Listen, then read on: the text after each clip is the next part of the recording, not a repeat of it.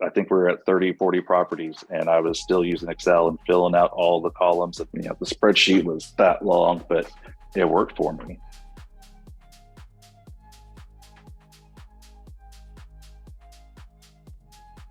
I was lucky enough to come up and bug you and beg you to let me take you, for a coffee.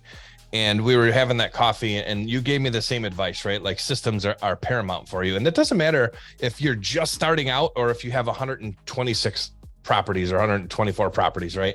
So in a minute or two, like how would you explain to me just to get started on how to start building out some very simple systems? Well, I'll tell you what my very first system was. I used, and this is very, very basic, but I had a notepad. I would drive for dollars. I was very specific in how I took my notes.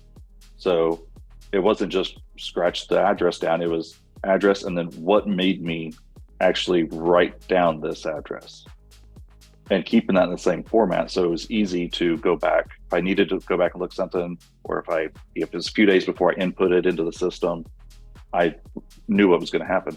But past that, it's kind of embarrassing at this point, but my first CRM that I used was Excel.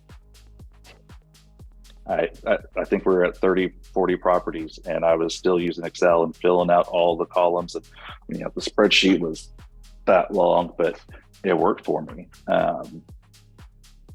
So I would say find a system that works for you and helps. People go and they pick systems because they embrace things that they're good at. But what they really need to do is find a system that helps on things that they are not good at. Does that make sense? Yeah, just like strengthen your weaknesses. Yeah, just like teammates, you want to strengthen your weaknesses and find a system that will handle that. There's a pharmacist that has ADD. Well, obviously, it's really important for them to make sure that they don't mess up when filling somebody's prescription.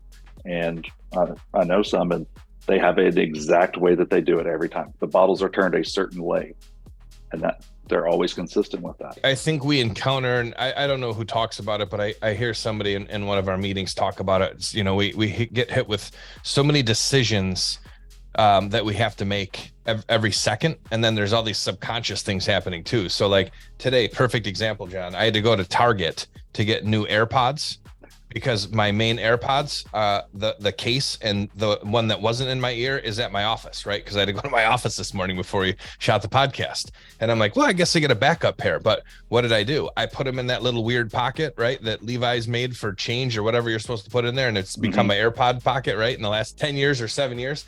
And I didn't put them back where they belong. And I'm doing a show with you, and there's no way that I'm going to do a show with anybody and have that speaker blaring so that this mic hits it. And like, it's just unprofessional. It's not how I roll. Right. So I had to go and get new AirPods. Why? Because I didn't follow my system, and that cost me time. It cost me money. Luckily it was super easily solvable. But I felt really irritated. And, like as you're getting up there in age, like me, you start forgetting important things like that. But yeah, I love what you said about just starting out with a yellow pad and figuring out what works best for you.